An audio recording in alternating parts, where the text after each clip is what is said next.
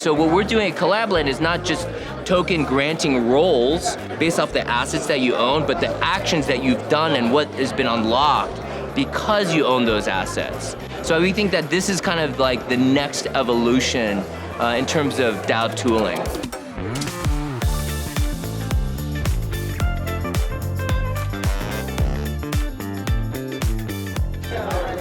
Hi everyone, welcome to our interviews today at ETH Denver 2022. We're here with James Young from Collab.Land. Thanks for being with us. So tell us a little bit about your journey in the Web3 space. What led you here?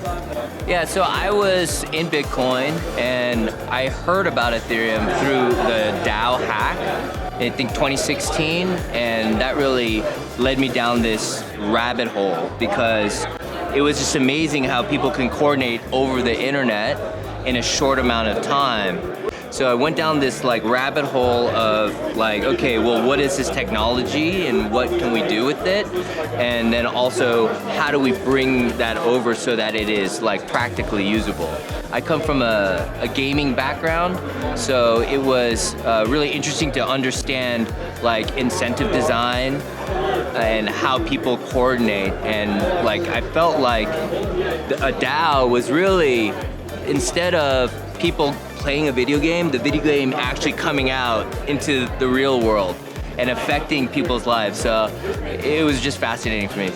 What I've come to kind of understand is that really what we've done with Collab.Land on Telegram and Discord is bring Web3 users to Web2. So I'm like, wait a second, maybe we don't have to reinvent all the tooling. Maybe in Web2, you are the serf, you are the product. The platform providers are actually monetizing through advertising off of your attention.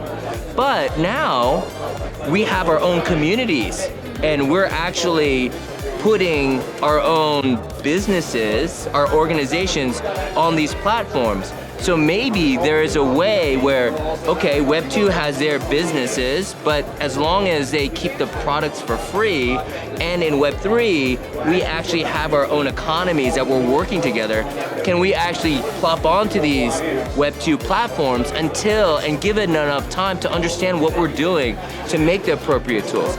In a way, I think of it as almost like repatriation.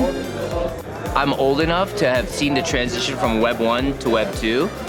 You know, there are company slogans that says, don't be evil, right? So intention was there.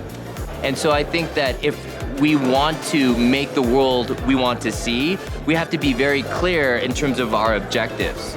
Yeah, and so what would you say are your biggest concerns in this space right now? Black and white, like mentality, right? Of like, everything in Web 2 is bad, we have to like start all over again.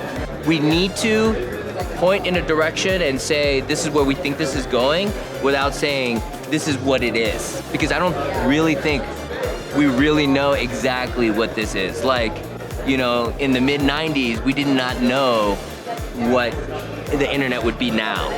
This will become ossified, but now, I don't know how long the window is, but the clay is still wet.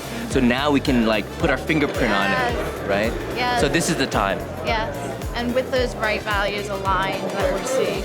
Yeah. Amazing. Well, thank you so much for being here. Thank you for having me. Of course, 100%. Cool.